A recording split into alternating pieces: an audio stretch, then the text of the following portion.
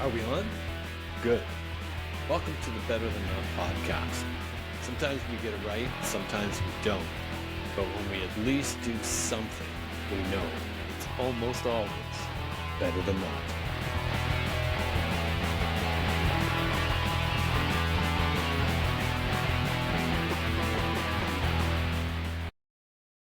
Hi there, and welcome to Better Than Not, the podcast that aims to capture shifting perspectives and thought-provoking ideas in conversation, based loosely on my series, A Changing Frame of Reference, which you can read on the Substack app, I hope you will, as it might give you some insight into what the podcast is all about.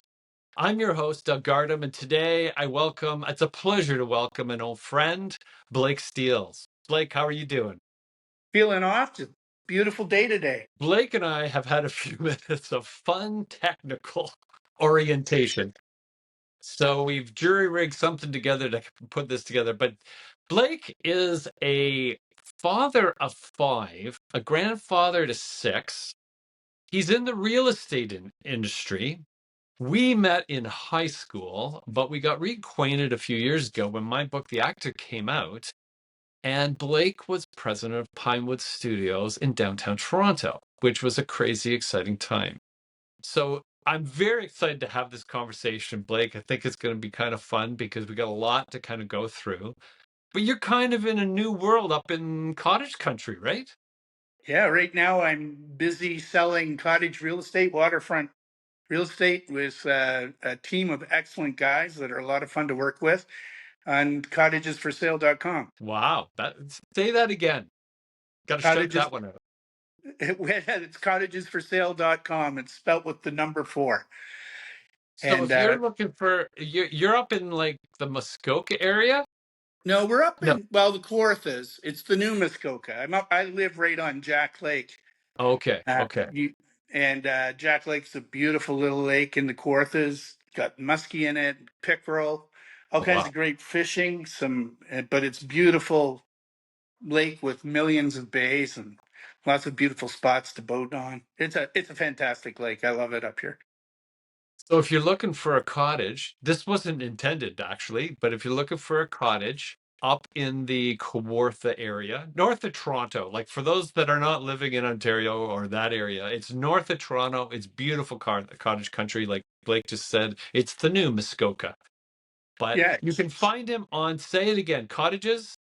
cottages. I'm with Bose and Cox, which Yes, and we're in the Apsley office, and my team is the cottagesforsale.com team.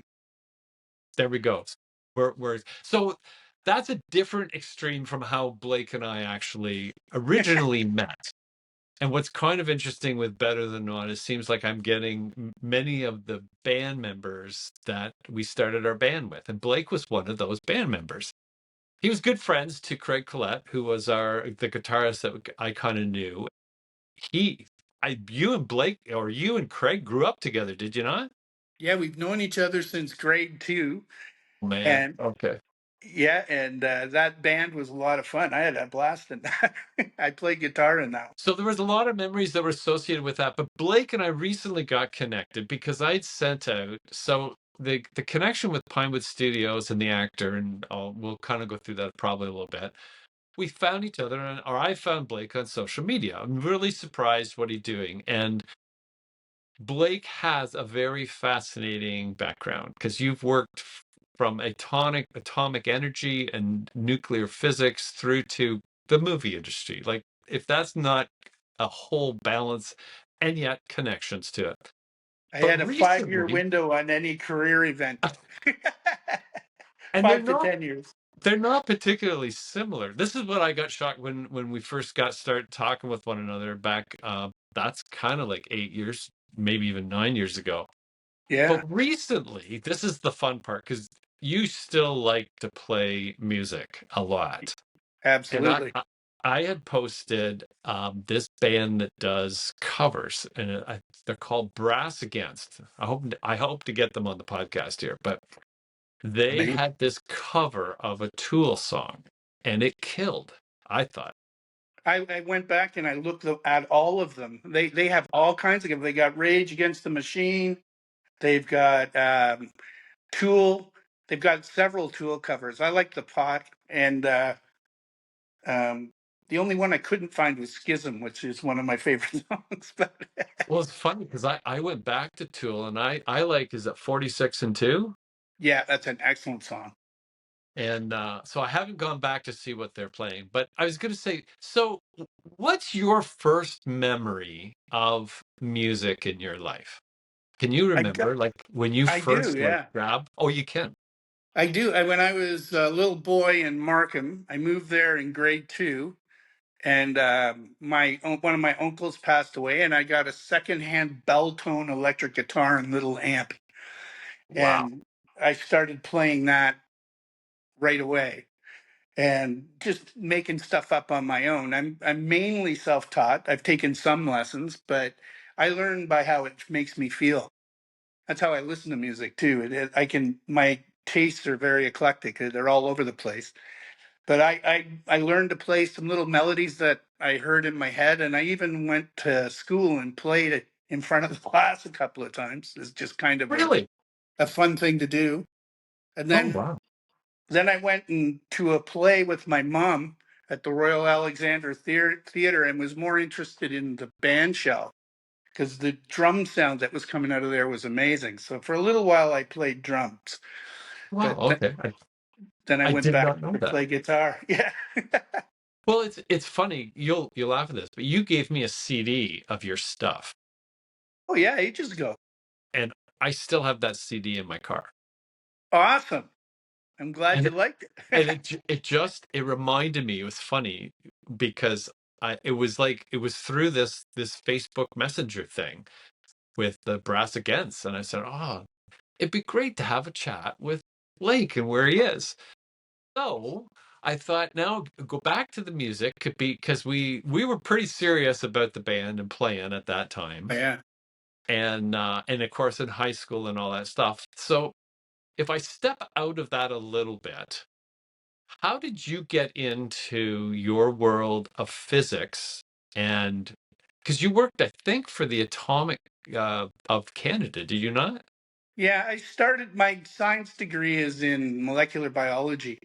So I studied biology, but what I got really good at doing is writing review papers. And there was a job that came up at Atomic Energy of Canada Limited for an information specialist.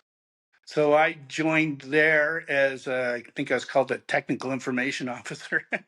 Basically, I worked in a library and helped put together reports for scientists in at ACL and business people, put together patent reports and informational reports on the nuclear industry. But I had access to incredibly proprietary information that I put these reports together with. It was quite a bit of fun, really deep digs.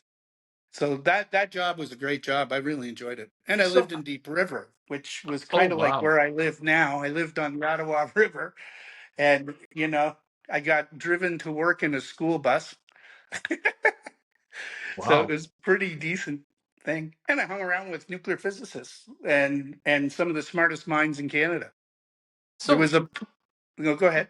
this is the part that, like, I found confounding, actually, when we got reacquainted back 10 years ago, and it was like you were like, because I knew like you like music and you like creating, and then you find yourself into, like, you're talking to like some of the great scientific minds in Canada, if not the world.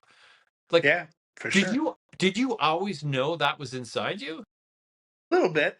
I was always I've always been very curious. That's like music to me is a creative outlet, but it's also kind of has a mathy feel to it. Oh yes. Um, as I work through my stuff, my music, I play a rhythm guitar kind of like a drummer or a bass player with a stick. Yeah. That's a So, great. but I love that feeling. And for me again, it comes back to the feeling. But there's a thing in my head that happens when I do music that it counters around math. It seems to stimulate the same spots. Really? Okay. Yeah, So you went to school, you got a science degree, did you say? You got your degree in yeah. science. Then you started to work for, is it the Atomic Energy? It was Oh, Atomic Energy of Canada, the Chalk River Labs. So it's so the first that nuclear stuff done in Canada was done there. I lived in a little town called Deep River, which at the time yes. had the highest per capita of PhDs we had in all of Canada. And we had, I think, 4,000 people. We had a symphony orchestra there.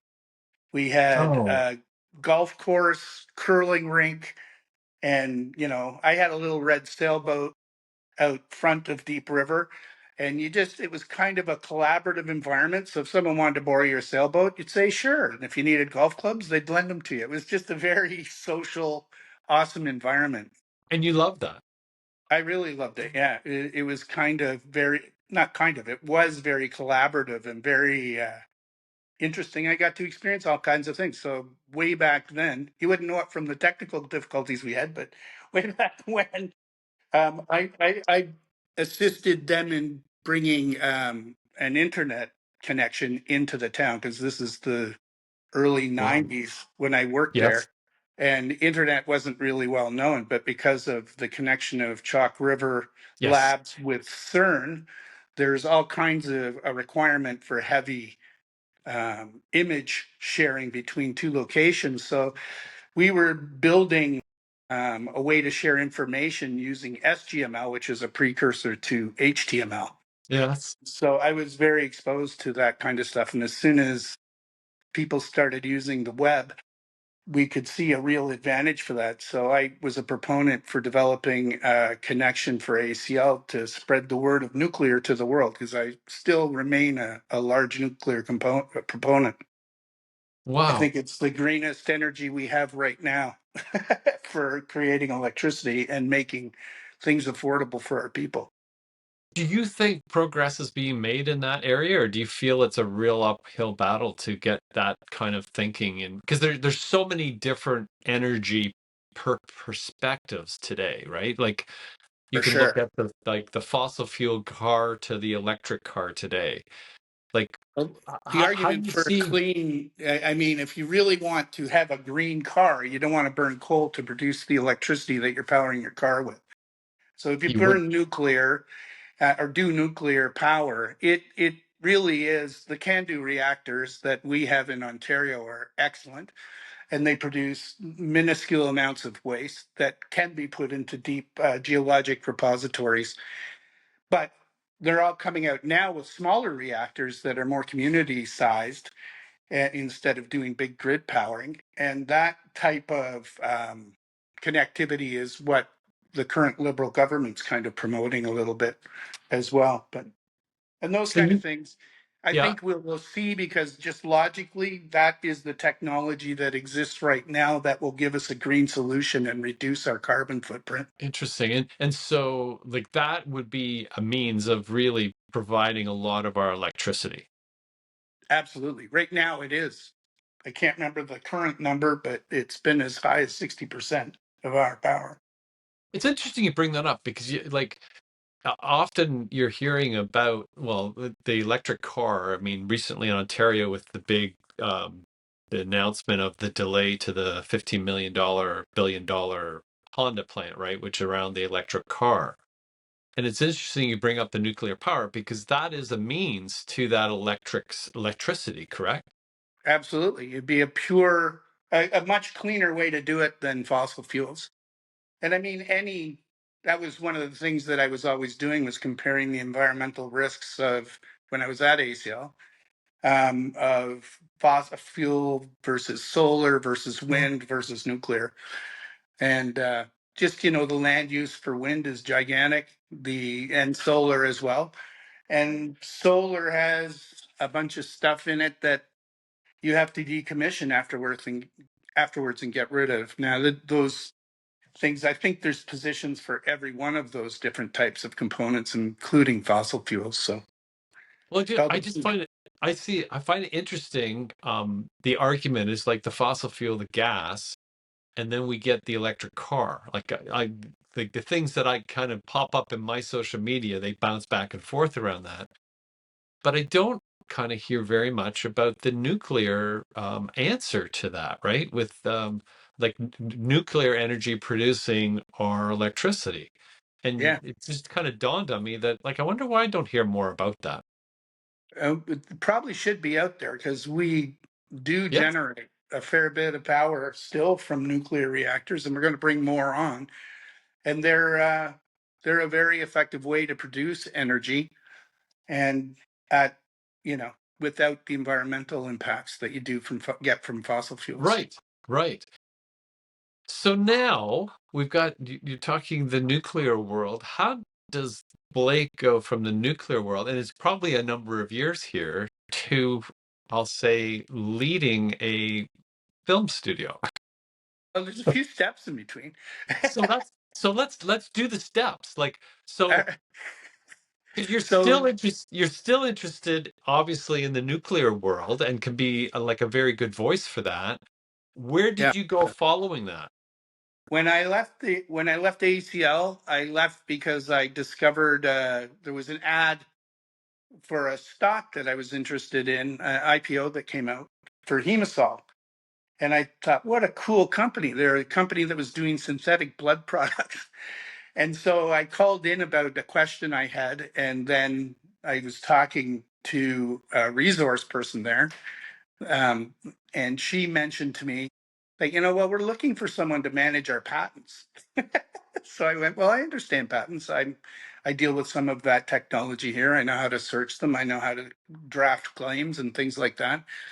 And she said, well, here's a proposal. And I took it. And so I left ACL and went to work for Hemasol, which was ACL was a big Crown Corp, Right. essentially. It's not exactly a Crown Corp, but it was a Crown Corp, I guess is the easiest way to describe it. Stoic, moved slowly, and I was in my 30s and wanted to earn more money and wanted to be more aggressive. And Emasol offered that to me and it allowed me to use my biology degree, molecular biology degree, in a different way, in a You way that you was more oriented. you don't remind me, though, of a person, and I don't remember you as kind of stoic. Like, I'm not stoic. I'm loud. you have a and still have you have a lot of energy. Well, And thank you. I wish I had more, but so you head off to this, you call it blood product company? yeah, Hemasol was a synthetic blood company, and we started. It was a fun thing because we were building a technology platform. We were having good success in the market. We went through phase 1 and 2 trials, and we were doing quite well. But we got knocked out in a phase 3 trial, so it was a boomer bust scenario. Oh, okay, But okay. I can remember I was talking to one of the executives. I think it was John, the president at the time, and he looks at me. His face was bright red. I could tell he was under stress, and I kind of had that uh-oh feeling. And I went, how's everything going, John? He goes, well, Blake, some days you're the bug and some days you're the windshield. Oh, Today I feel like the bug. That was the wow. lesson. I think I could remember that one. Yeah, nice and simple, right? That guy was Yeah. a good wordsmith and really effective at promoting our cause.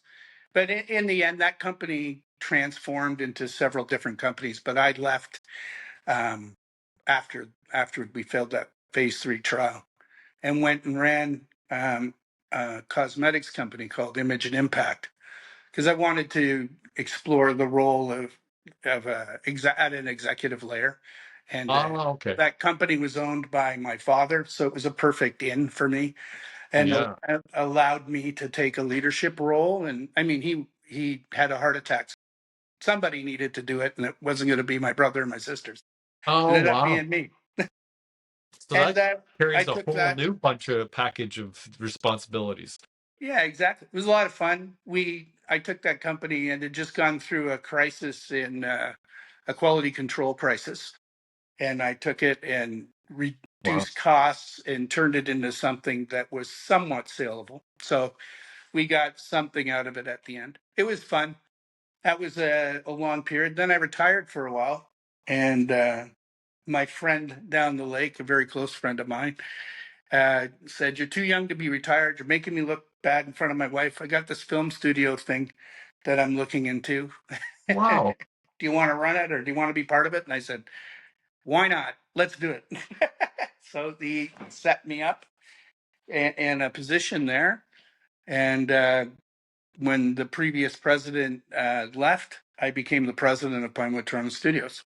And that's how I got there. But it was based on my ability to lead and my ability to kind of think creatively on my feet while we're moving through different crises. Because that company started as a mom, Pinewood kind of started as a mom and pop, and we moved it Really? to a real going concern in the film industry, bringing a lot of Yes. value to Yeah. Toronto. It What? grew a little bit under me, but once we started rolling, it subsequently has doubled in size. So it's a huge part of the film scene in Toronto. No, that's me. Well, I was going to say, I can remember you invited me to come down to a meeting, Right. and that's where we got reacquainted. And there was a occasion when you're walking me down the halls, right? Because you have a number of like studios right there. Like you do, they shot a lot of stuff there. And I'm kind of like freaked out a little bit because it feels like a scene that I actually wrote in the book The Actor about walking down. You see the movie posters on the hallway, Yep. and it's like, oh my goodness. Like I don't even know what you call that. Like it's like art imitating life, life imitating art. And it was freaky. I really enjoyed that book. Yeah, I enjoyed it a lot, and I found you were right on the numbers for everything in that book. So Well, I excellent. thank you for that. But it was one of those occasions, and it was great kind of getting reacquainted with you in a whole different picture than what we kind of had left high school. And you headed to the science world. We both were in science. I headed to the engineering world, and then you kind of spent all these things. Yet music connected us, right? It was a real kind of a weird thing to me. It continues through my life. I still plug in and play guitar in the back room still a lot. And recently I jammed with Jason Nolan. Do you remember Jason? Yes. Wow. Yes. Okay. He taught me the musical part of one of my favorite songs by his old band, The Heart of Darkness, that Oh my I couldn't goodness. remember anymore. And I replayed it with him, and it was a lot of fun. We did it over Zoom, believe it or not, or it was either Zoom or Teams. I can't remember, but same idea. It was good times. That's really cool that you did that. Because Heart of Darkness, that they had Janet wasn't her name? Janet was the singer, Peter von Yes. Kaufman, Nikki Davis. They're still Yes. jamming. They're still working Really, as eh? that band, as that iteration. Yeah. Wow. That is a kind of a crazy thing to me, how that all kind of fits together. And so with these connection, like with these things that you've kind of done, like does this the science kind of permeate all of this? Like does it kind of connect you with in different ways? Like you said with mathematics, but like the biology that took you through the with the blood company, and then did that connect you also with even how things work? Like you said, you went in and ran the cosmetics company of your family. Like you obviously kind of see how things fit together, like It's a whether it be systems, yes, an understanding of systems. And I think that's all that is, all those things are. Even the real estate thing, understanding the system, how to buy and sell real estate and help. My whole thing in real estate is to help people get, the best value they can for their property, or purchase a property at the best value they can get, but it's still helping people get to those points. So that science background taught me the systems and how basic systems work, and then you can start to see parallels in everyday life, and they apply for me. interesting. Did you recognize this, do you think, at a young age, or is it kind of morphed as you kind of as we get more experience into being able to see like this is just how this works? The thing that got me into I was always interested in science. I don't know if you remember Mr. Sanderson, our Yes. chemistry was one of my favorite teachers there, and Mr. Trothan was my Yes. favorite math teacher, and Yep. those guys kind of sparked my interest in both science and that. And and math. And but biology lit me up when we started learning about genetics. For whatever reason, just took my brain on a whole new wavelength, and I really wanted to understand it. So when I finally got to university, I went there as a mature student. So I started university at University of Waterloo, just taking Wow. courses I was interested in. So I did a first year, a second year, and a third year course in cell biology, molecular biology, and genetics. And I aced them all, and then I discovered I should probably go back to school. So did you like I mean in high school we're all kind of different the way we kind of fit together and the how the thing kind of fits together, who we hang out with, who we meet. In fact, Exactly. it's Yeah, getting to me, and I never thought I'd be like see it this way, but it's it's almost the social interaction of school that's more important than the curriculum. I believe that 100%. I think the whole purpose of high school is to teach people how to interact and solve problems together as a group. It's a conditioning, although it sounds Orwellian. It's not. I don't think I mean it that way. What I mean No, is no. that it is a social conditioning to respect the differences in people and hopefully work together, find a way to collaborate. You might be the brainiac on one thing, but somebody else might have a different point of view that's equally important, but not something you would think about. So that's for me what high school was, and I really And enjoyed that. and it's interesting because like I think of I was always interested in the subject, and the social part of it to me was less important, and I've completely reversed that now. Yeah, Like it's I'm like, and I think part of it's technology because I mean the big word today or words are artificial intelligence, but yeah, all of terrifying. those, what's that? Terrifying. Well, I'm finding that all of those things are enabling us to get information way quicker than the old drawer in the library pulling out the card and trying to find a book, right? I'm finding it's very, very useful, and I'm thinking that we're going to head to that, and schooling will become how we learn to interact with one another. Oh, fair And enough. That's an and interesting perspective on it. Yeah, I like that. well, I'm thinking like because I remember you, and I would sometimes envy like you were very like you got along with a lot of people. Yeah, I didn't have a set group of a clique or anything. I hung out with all kinds of different people, from guys in sports all the way to musicians to people Yes. who would spend hours in the science lab. You know, it's funny. I mentioned Mr. Sanderson, and Yes. something you're saying came back to my memory. I can remember I'd get in trouble now and then in school, as you know. But the one thing I did, I came in for a detention once with Mr. Sanderson because Oh, I, wow. didn't finish a report on time, and he had a saxophone in there. So my detention ended up being me listening to Mr. Sanderson play saxophone, and he was awesome. Really? Yeah, he was a very cool guy. I always liked that guy. He made me happy when he taught. He was older. He just had a funny sense of humor. He'd break class into these long stories sometimes that were just hilarious. But I learned a lot of chemistry from him. I did really well in stoichiometry because of him. Really? But And that's yeah, it's but it's because funny that you when you mentioned Mr. Sanderson, right? And I remember him taking tests, and because he worked on the farm too, did he not? oh yeah, barrel chested guy. He was strong.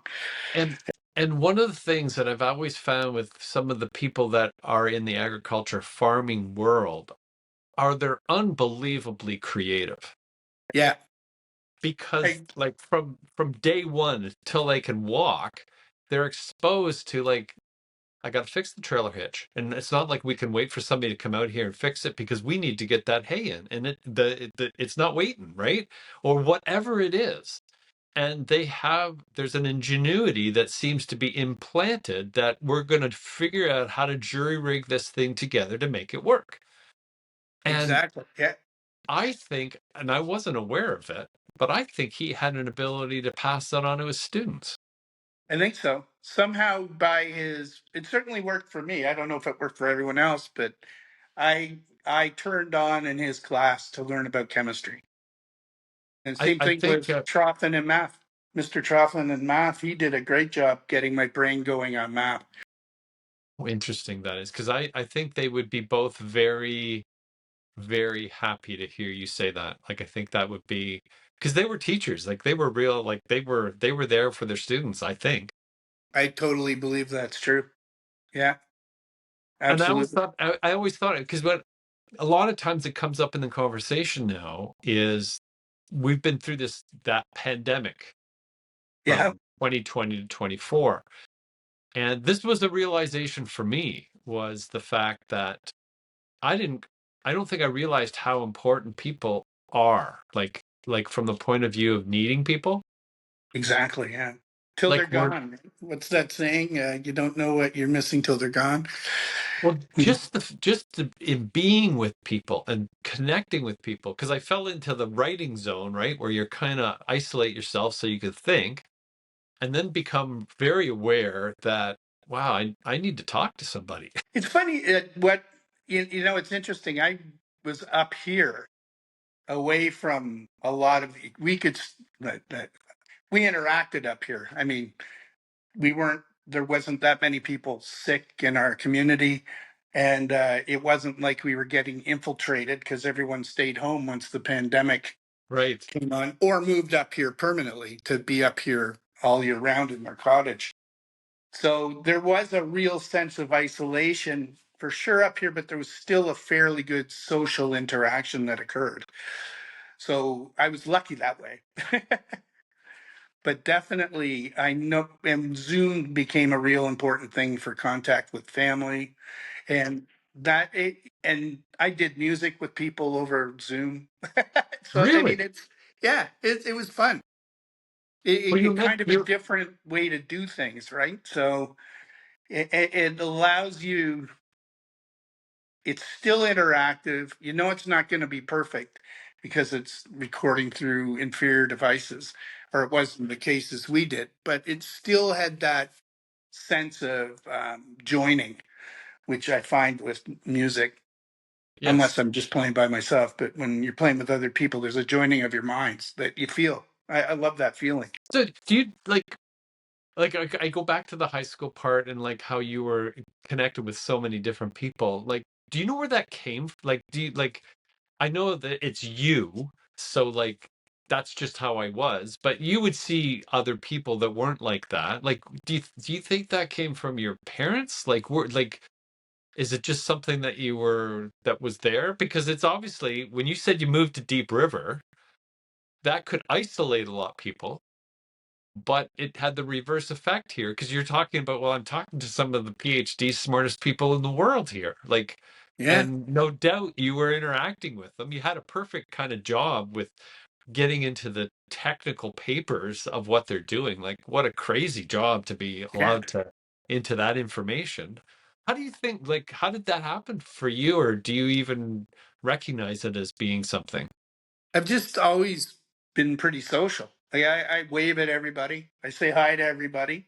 And if people talk, I'll engage them in conversation. That's just been my nature. I think I always like to have more friends than less friends. And it seems to be uh, I enjoy that camaraderie and the goofiness of having a bunch of crazy buddies. And Yes. that was part of what I think drove me to do that. And I can remember playing pool in Deep River at Long Shots. There was a bar in Deep River called Long Shots, and you go play pool with, one of my friends, Vic Jansen. He is a very bright guy. I don't talk to him anymore, but back then I did, and he would be very seriously mentally calculating collision patterns of atoms in his mind while he played pool. Wild. And you Wild. talk to him about it, and he'd be a little distracted, and then he'd come through and mention something about it. And I was always like in awe of how they thought and how their brains work. It was very interesting to see. You know, simple guys, good men, good family Yes. men, Yeah. but just a little extra smart. Well, I mean, there's something that's intriguing about that. Like I find like it's something that because I recently, are you familiar with Cormac McCarthy's writing? The late Cormac McCarthy. He wrote Blood Meridian, All the Pretty Horses. Heard of those? I haven't read them. Now So, I will now that you've mentioned it.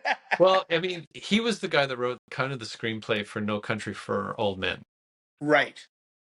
And so Love that I movie. got this article, and I've actually written about this a little bit, but he started or was one of the fellows at the Santa Fe Institute, it's called, which was kind of a think tank that was brought all kinds of brains, so to speak, together. As you're describing, you kind of landed in a deep river. Yeah. And I thought how fascinating it would be to be in that kind of environment now. Like I just because I have so many questions. Like it just and they continue to pop up, right? And having those conversations. I even remember having a little bit of this with you when we got reacquainted at Pinewood, and it's just like there's so many things that are kind of out there that like okay, how did this come to be? Like why is this the way it is? And I've been attracted to this, and I'm finding it more and more fascinating. To your point about like you say hello to everybody. Yeah. Well, that was not part of my personality, and it is But today. you were really bright. Like you were a shining bright light all the time in that band. You could sit down. One thing I was always astounded with was how quickly you could play music you were reading and interpret it and feel it. I could tell you were playing it with emotion as well as reading it. And that, to me, that's a skill I don't have. I can read at about a grade one literary level when I read music. I can hear it and I can mimic it. But how you approached it was always very, you and Colette were both very quite Yeah, Craig. good at Yeah, reading and playing from read script of Craig music. is really good at Yeah, that too. So I like I said, I'm fascinated how this has shifted in my head because like I now say hello to everybody. that's perfect. And it's like I wasn't like that before. Like I'm fascinated with how people think and how we are. And that's what I was saying about this whole idea of like being alone's not good for us, I don't think. No, in the long run, you need interaction with other people.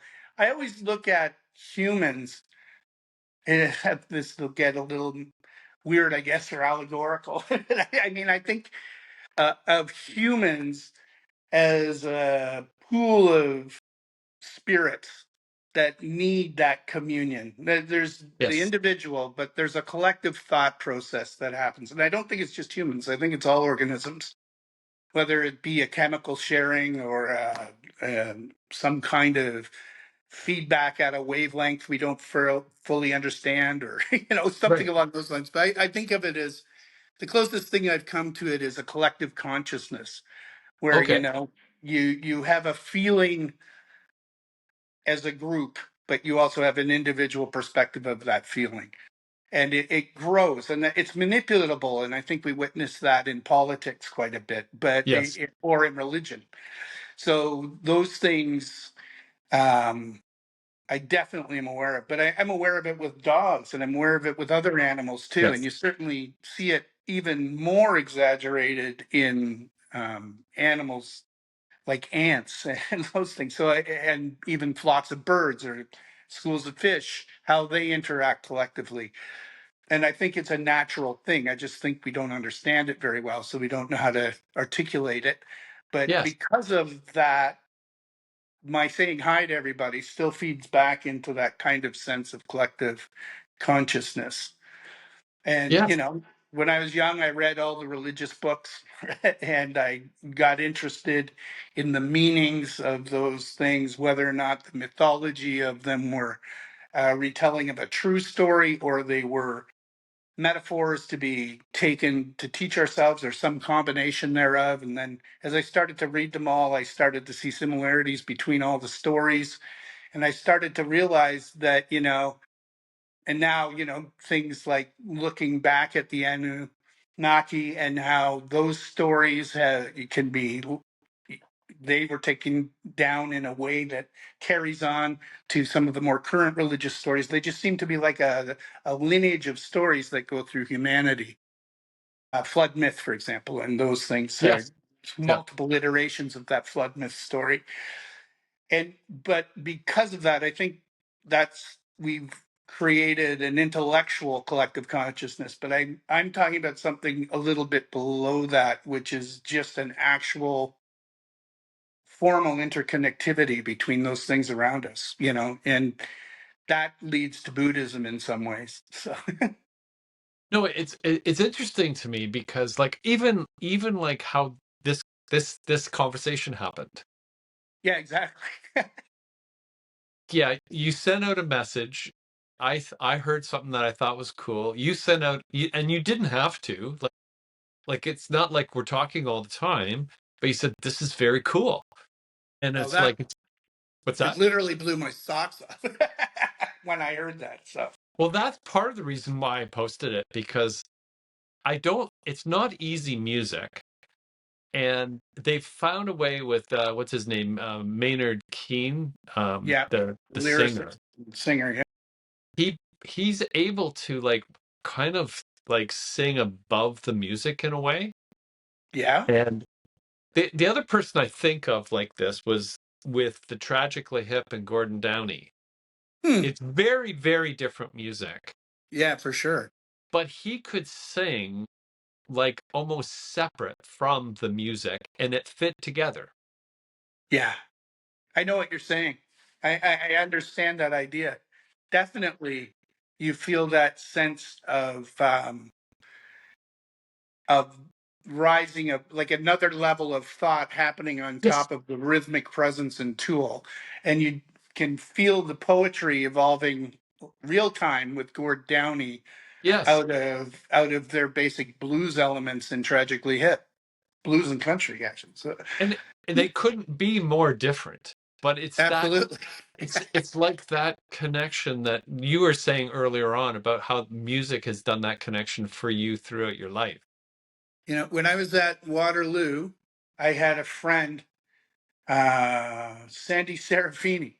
She was she was a musicologist, and I did when I first met Oh, her, I had no idea what that was. So she and I went and saw different cool things. Just she had tickets, and we'd all go, like a group of 10 people go. And one of the things that I saw that I'll never forget is it was the Dalai Lama came there, and they okay. did a presentation of different time types of debate styles and chanting. So there's a Tibetan chant where they use it's kind of like throat singing, like but the point isn't the Wow. growl. The point is to hear the harmonic resonance that evolves above that. And that is kind of what I think they're trying to do with the elements of Tool. So Oh, okay. when, That's cool. and I think exactly what you said. Now, this is my personal opinion. I could be out to lunch, but that's how I listen to Tool. And it hits me at that same level. Like I get like that sense of there's the hard punch of the sound of electric guitars and bass and a, a outperforming drummer like what's his first name? I can't remember. Carey. So anyway, that guy, Danny Carey. yeah, he pounds those drums in a way that it hits me in the soul. And I love listening to that, just that full, and it really builds and it has some beautiful explosions of climax in it.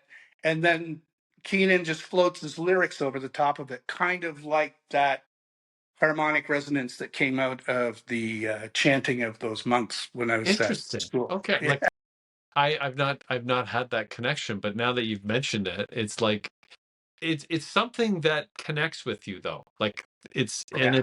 it's not on a like it's not a surface kind of level. It's just It's guttural it's or bigger than that. visceral. Yes, very, very true. I turn that So stuff up, Doug.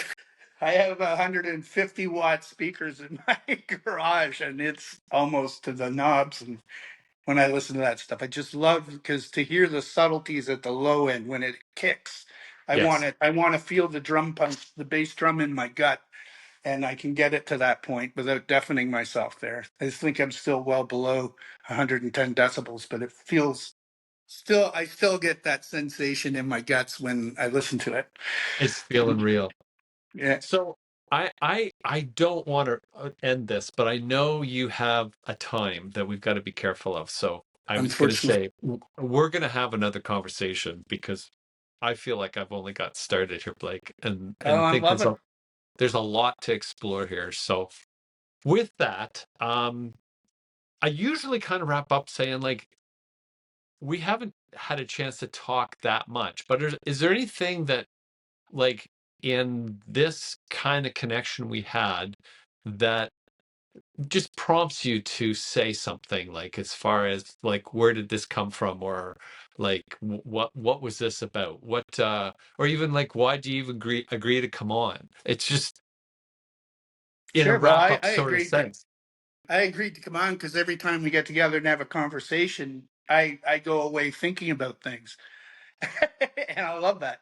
So when I read your book, which was like a one-way conversation with me, the first book, The Actor, I was amazed how good that was. Not amazed. It's just I was amazed I had a friend that wrote that well. Thank you, and thank you. I really enjoyed reading it and the ideas and the way you presented it and the shock twists worked inside my noggin. And similarly, when we talk, we have these. Our conversations are very similar to this whenever we talk. Although they're far apart, it feels like when we get together, we're just catching up from where we left off the last time, and I Well, like that.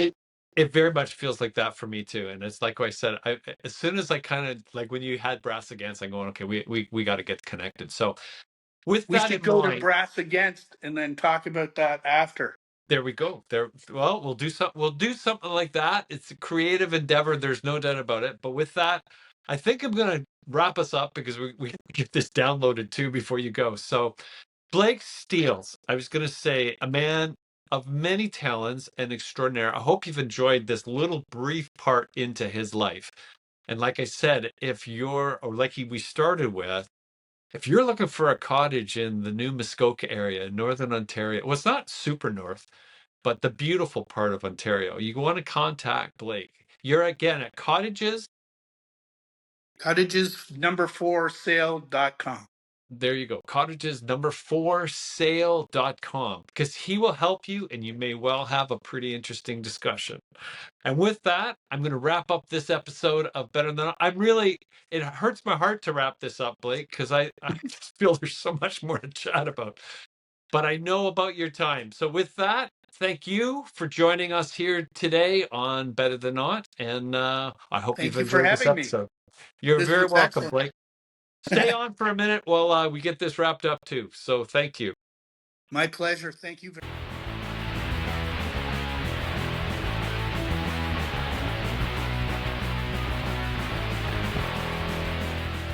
Are we on?